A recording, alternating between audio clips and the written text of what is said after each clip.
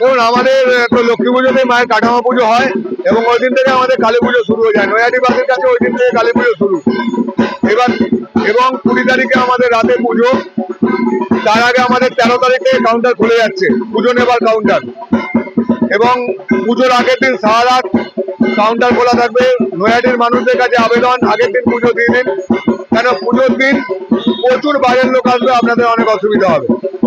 সেজন্য সারা রাত খোলা থাকবে, আপনারা পুজো দিয়ে দিন।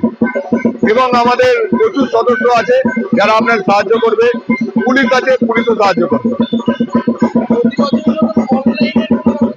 অনলাইনে পুজো তো আমাদের প্রতি অবস্থাতেই থাকে।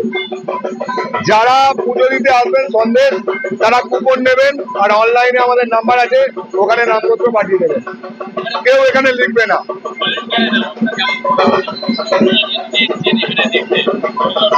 প্রচুর পরিমাণে পুলিশ দেওয়া হচ্ছে এবং আমাদের সদস্য থাকছে শুধুমাত্র মানুষের জন্য, যাতে বড় মাকে দর্শন করতে পারে, বড় মার কাছে চাইতে পারে। আজ থেকে শুরু হয়ে গেল, আজকেই বৈঠক আছে, কারণ অনেক ভিআইপি আসবে এবং সাধারণ মানুষ আসবে, যারা আমাদের কাছে ভিভিআইপি সাধারণ মানুষ, তাদের জন্যই সব করা। পরিকল্পনা তো আছে, কিন্তু সেটা বাস্তবায়িত আমাদের করতে হবে। এখন থেকে বলে দিয়ে তো লাভ নেই।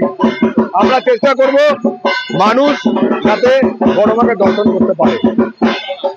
আমার নাম তাপস ভট্টাচার্য, সম্পাদক, নৈহাটি বড়কালী পুজো।